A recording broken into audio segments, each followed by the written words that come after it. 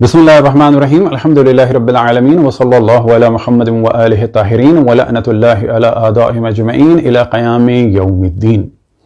एक क्लिप इस वक्त इंजीनियर मोहम्मद अली मिर्ज़ा साहब का चल रहा है कि जिसमें वो अपनी खाम ख्याली में फरमा रहे हैं, बल्कि वो खुद इकरार कर रहे हैं कि बार बार मैंने ये कहा है कि दो फ़िरक़े मुक गए, ख़त्म हो गए, ज़िंदा लाशें हैं और अब कोई शिया नहीं होगा या अहले हदीस नहीं होगा। क्लिप समाज फरमाएं, फिर इस बारे में हम गुफ्तगू करते हैं। नहीं है, मैं तो बार बार कह रहा हूं दो फिरके मुक गए, जिंदा लाशा ने तो नजर आ रही है, इनकी रूह खत्म हो चुकी, एक अहले हदीस और दूसरे शिया, ये दो फिरके खत्म। अब जो आपको नजर आ रही है नस्लन है, जितना अरसा इनकी नस्ल चल जाए, नया कोई बंदा ना अहले हदीस होगा ना शिया हो, क्योंकि उनको पता चल जाएगा कि भी हक कहां से हो रहा है। रह के देवबंदी और बरेलवी, वो तो अल्लाह के फजल से आपको पता है, वो तो खुद अपने ऊपर खुद कुछ हमले करते रहते हैं, वो उनकी बातें पब्लिक के सामने है। अब आपने क्लिप समाज फरमाया तो पहले हम तवज्जो दिलाएं कि जिंदा लाशें वो लोग हैं कि जिनके बड़ों के शजरे अजीब व गरीब हैं। कोई पैदा हुआ है चचा और भतीजी की जिनसी कुर्बत के नतीजे में, कोई ऐसा है कि जिसके मामू और नाना एक हैं, और कोई पैदा हुआ है कि जिसकी पैदाइश पे चार चार लोगों ने दावे किए हैं। कोई जंगों में भागने वाले हैं, कोई रसूल अल्लाह सल्लल्लाहु अलैहि वसल्लम की तौहीन करने वाले हैं और रसूल के कौल को हिज़यान यानी बकवास कहने वाले हैं। वो लोग थे जिंदा लाशें, वो लोग हैं जिंदा लाशें। मौला अमीरुल मोमिनीन असदुल्लाह गालिब अला कुल्ल गालिब अली इब्न अबी तालिब अलैहिस्सलातु वस्सलाम ना जिंदा लाश थे और ना उनके मानने वाले जिंदा लाश हैं। वो भी कर्रार गैर फर्रार थे और उनके मानने वाले भी कर्रार गैर फर्रार हैं। खत्म होगा सिलसिला उन लोगों का कि जो दुश्मन थे रसूल के और रसूल के बाद आले रसूल के, जिन्होंने जुल्म ढाया हजरत फातिमा सलामुल्लाह अलैहा पे। और यही वो चीजें हैं कि जो तशय्यो की तबलीग का सबब बन रही हैं। और उन्हीं लोगों में से जो लोग जिंदा हो रहे हैं वो हो रहे हैं अहले बैत के फजाइल सुनने की वजह से और दुश्मन अहले बैत के जराइम सुनने की वजह से, कि जिन्होंने ऑफिशियली ऐलान करके और कानूनन कत्ल आम को और औरतों की इज्जतें लूटने को और जलाने को जायज करार दिया। इंजीनियर मोहम्मद अली मिर्जा साहब असल में लाहौर के इस देवबंदी मदरसे के साथ मिलकर जिस साजिश में मसरूफ थे, तो वो ये सोच रहे थे कि अब काम खत्म होने वाला है, लेकिन ये इनकी खाम ख्याली है और साथ में देवबंदी लाहौरी मदरसे की भी खाम ख्याली है। ना कभी अहले बैत का जिक्र रुका और ना कभी अहले बैत के चाहने वालों की तादाद में कमी वाक़ई होगी। ये जो हमारे मोमिनीन धोखा खा रहे हैं इंजीनियर साहब की बातों से कि जी वो बनु उमैया को बुरा कहते हैं, तो शैतान को बुरा कह के कोई हम पर एहसान नहीं करता, वो अपने आप पर एहसान करता है।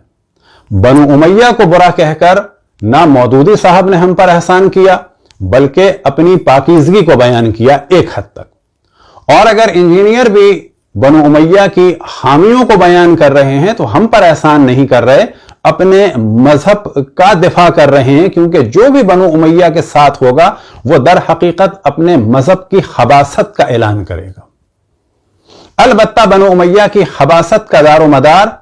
उनसे पहले वाले लोगों पर है कि जिन्होंने रसूल के कौल को बकवास कहा, जिन्होंने आले रसूल पर जुल्म किया, जिन्होंने रसूल की अहादीस पर पाबंदी लगाई।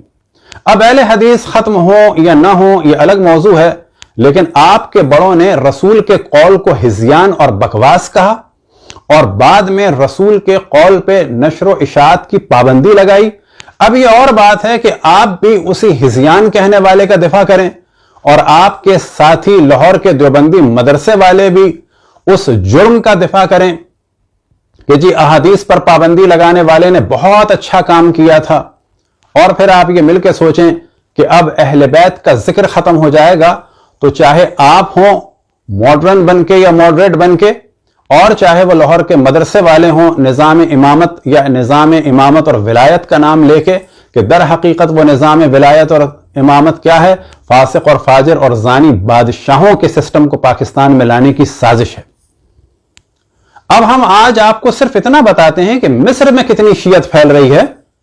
और फिर बाद में اگر موقع ملا تو اور ممالک کی بھی آپ کو سیر کرائیں گے تاکہ آپ کے ذہن سے نکل جائے. آپ اگر جہلم کے کمرے میں بیٹھے ہوئے ہیں تو نہ سمجھیں کہ ساری دنیا وہ ہے. اگر بعض جاہل اور نادان وہ لوگ کہ جن کے ماں باپ کسی زمانے میں دوسرے مذہب میں تھے اور پھر وہ کچھ دن کے لیے شیعہ ہوئے، پھر وہ اگر آپ کے ہاتھ میں چلے گئے تو وہ بھی آپ کے ہاتھ میں زیادہ دن نہیں رہیں گے اگر ان کے شجرے پاک اور پاکیزہ ہیں، کیونکہ پاک اور پاکیزہ شجرے والے کبھی بھی رسول کے قول کو بکواس کرنے والوں کے ساتھ زیادہ دن نہیں چل سکتے.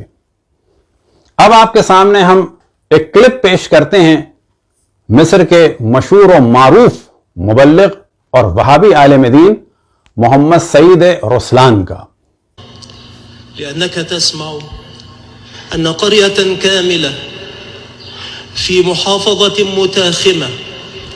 قد دخل نصف أهلها في التشيع والنصف الباقي يراوح قد يدخل قريبا، والمرء يتابع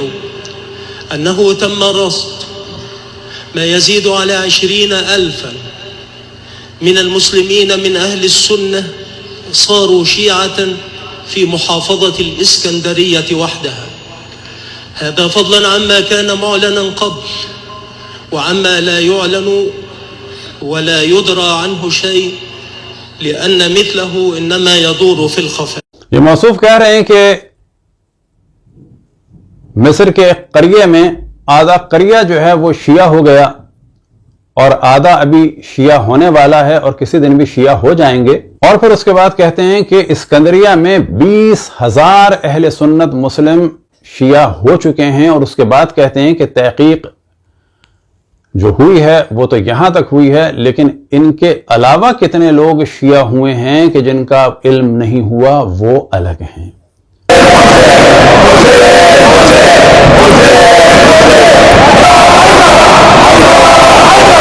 تو آپ ذرا ہوش میں آ جائیں. مصر کہ جو مرکز تھا ایک زمانے میں اہل سنت کا، وہاں بھی الحمدللہ جرائم کو جان کے، کن کے جرائم؟ کہ جن لوگوں نے اہل بیت پر ظلم کیا، جن لوگوں نے قول رسول کو بکواس کہا، عصیان کہا، ان کے جرائم کو جان کر. اب آپ کے سامنے کلپ ہے ایک مشہور و معروف وہابی مبلغ کے جن کا نام ہے علا سعید، وہ سماعت فرمائیں، پھر ان کے بارے میں ڈسکشن کریں گے. في الخارج، في الكويت، في الإمارات، في البحرين، لابد من ممارسة الضغط عليهم. هناك جمعية في الكويت للمصريين الرافضة، هناك 1000 مصري تشيعوا في الكويت وهؤلاء يمثلون رأس. اب یہ فرما رہے ہیں ان کا بھی ہم و غم یہ ہے، اور یاد رکھیں کہ مصر کے ٹی وی پر اور مختلف چینلز پر اتنا موضوع ڈسکس کیا گیا ہے کہ لوگ تیزی سے شیعہ ہو رہے ہیں کہ اگر صرف اس پر ہم پروگرام کرنا شروع کریں تو شاید 20 گھنٹے کی ویڈیو ہو جائے، اور وہ بھی اس صورت میں کہ وہ پوری ویڈیو شاید ہم نہ لگا سکیں، کیونکہ اس موضوع پر ویڈیوز بھری پڑی ہیں کہ کس طرح سے تیونس میں، الجزائر میں اور مراکش میں شیعہ ہو رہے ہیں. یہ موصوف بھی یہی رو رہے ہیں علا سعید کہ اس وقت کویت میں، بحرین میں، مصر میں اور مختلف علاقوں میں شیعت پھیل رہی ہے. اور اس کے بعد کہہ رہے ہیں جو کویت میں رافضی ہیں، مصری ہیں، وہ 1000 شیعہ ہو چکے ہیں فقط ان کی معلومات کے مطابق. اب آپ ایک کلپ سماعت فرمائیں کہ یہ عجیب و غریب شخص ہے، یہ بھی ایک وہابی ملا ہے، اس کا نام ہے محمد الزعبی. یہ شخص مشہور ہے پاگل قسم کی بڈھی عورتوں کی طرح سے شیعوں کو بددعائیں دینے میں.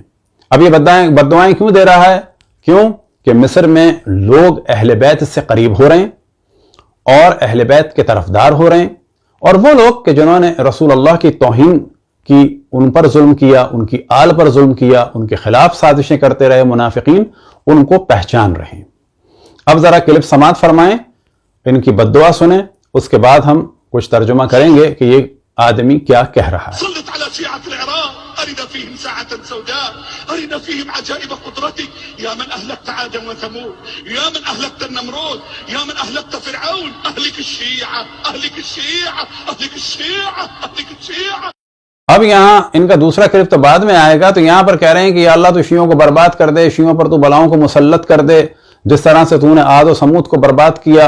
اور پھر اس کے بعد لگاتار یہ شخص جملے کہہ رہا ہے کہ یا اللہ تو شیعوں کو قتل کر دے، یا اللہ تو شیعوں کو ہلاک کر دے، یا اللہ تو شیعوں کو ہلاک کر دے، اور بار بار یہ سب کچھ کہتا چلا جا رہا ہے۔ وجہ کیا ہے کہ یہ دیکھ رہے ہیں کہ اہل بیت کے چاہنے والے کتنی تیزی سے دنیا بھر میں پھیل رہے ہیں، خصوصاً مصر میں۔ اگلا کلپ سماعت فرمائیں اس جاہل قسم کے وہابی ملا کا کہ جو کسی پاگل شخص کی طرح سے بد دعائیں دے رہا ہے۔ اللهم عليك بالروافض، اللهم عليك بالروافض، اللهم عليك بالروافض، اللهم جمد الدماء في عروقهم، اللهم جمد الدماء في عروق مرجعياتهم وأئمتهم وعلمائهم، اللهم سلط عليهم الغلاء والبلاء والوباء، اللهم جمد الدماء في بطونهم وظهورهم، اللهم سلط عليهم السرطان، اللهم سلط عليهم السرطان، اللهم احفظ بلادنا منهم، اللهم احفظ مصر، اللهم احفظ مصر منهم، اللهم احفظ المملكة العربية السعودية منهم، اللهم احفظ الكويت منهم، اللهم احفظ البحرين منهم، اللهم احفظ بلاد المسلمين جميعا من الروافض، اللهم عليك بالروافض، اللهم عليك بالروافض، اللهم طهر أرضنا منهم، اللهم انصرنا عليهم، اللهم انصرنا عليهم۔ اب یہ شخص بد دعائیں دے رہا ہے کہ یا اللہ تو شیعوں کو برباد کر دے، یا اللہ تو شیعوں کو برباد کر دے، یا اللہ تو شیعوں کو مشکلات میں ڈال دے۔ پھر اس کے بعد جو ہے کہتا ہے کہ یا اللہ تو ان پر جو ہے بلاؤں کو اور وباؤں کو جو ہے مسلط کر دے، ان کے رگوں میں خون کو جما دے، ان کی پیٹھ میں خون کو جما دے، ان کے مراجع کے خون کو جما دے، ان کے ائمہ کے خون کو جما دے، ان کے پیٹ میں خون کو جما دے، اور ان پر کینسر مسلط کر دے، یعنی سارے شیعوں کو جو ہے تو کینسر میں مبتلا کر دے۔ یہ پاگل دیوانہ آدمی جو ہے یہ بد دعائیں دے رہا ہے۔ کیوں دے رہا ہے؟ کہ سارے شیعوں کو تو کینسر میں مبتلا کر دے، اور اس کے بعد کہتا ہے کہ یا اللہ تو ہمارے مصر کو ان سے محفوظ رکھ، سعودی عرب کو محفوظ رکھ، کویت کو محفوظ رکھ، بحرین کو محفوظ رکھ۔ ساتھ میں نیچے آپ دیکھیں گے کہ لکھا ہوا آ رہا ہے کہ مریخ کو اور زحل کو بھی شیعوں سے بچا لے۔ ممکن ہے کہ آئندہ اس قسم کے کچھ دیوانے، جس طرح سے کہ انجینئر صاحب نے دیوانگی کی بات کی ہے، اب یہ بھی کہیں گے کہ اللہ تو سورج کو شیعوں سے بچا لے، چاند کو شیعوں سے بچا لے۔ اب آپ کے سامنے کلپ پیش کیا جا رہا ہے شیخ احمد کریمہ صاحب کا، اور یہ ایک منصف مزاج اہل سنت عالم دین ہیں جامع الازہر کے، کہ جو اہل بیت علیہم السلام سے ہمیشہ اظہار مودت کرتے ہیں، اور ساتھ میں ان کی خصوصیت یہ ہے کہ شیعوں پہ اگر کوئی تہمت لگتی ہے تو واضح کہتے ہیں کہ یہ بات غلط ہے، جو غلط ہے وہ غلط ہے، اور پھر علمی طریقے سے اس کو ڈسکس کرتے ہیں۔ جميل ما ترد علي لماذا أن الشيعة لا يخافون من التسنن يا دكتور ولماذا السنة تخاف من الشيعة يا دكتور لا يخاف إلا الضعيف والمهزوز۔ اب یہاں پر یہ ٹی وی پہ پروگرام ہے، طویل پروگرام ہے، نیچے بھی آپ دیکھ سکتے ہیں کہ لکھا ہوا آ رہا ہے کہ شیعوں کی بدعت کے عنوان سے پروگرام ہے، اور اس میں ایک ٹاپک ڈسکس کیا گیا کہ جی شیعوں نے خانہ کعبہ کو چھوڑ کر معاذ اللہ کربلا و قبلہ بنا لیا۔ اب یہ دیکھیں جدید زمانے میں یہ تہمتیں لگائی جا رہی ہیں، وجہ کیا ہے کہ ان کے پاس سوائے تہمت لگانے کا کوئی چارہ نہیں ہے۔ یہ فرما رہے ہیں کہ کیا وجہ ہے کہ شیعہ سنیوں سے نہیں ڈرتے ہیں لیکن سنی شیعوں سے بہت زیادہ خائف ہیں، اور پھر اس کے بعد کہتے ہیں کہ اصل وجہ یہ ہے کہ جو ضعیف ہوتا ہے وہ خوف زدہ رہتا ہے۔ اصل میں یہ کہہ رہے ہیں کہ مصر کے اور دنیا بھر کے اہل سنت علمی طور پر اتنے ضعیف ہیں کہ وہ شیعوں کے منطقی استدلال کو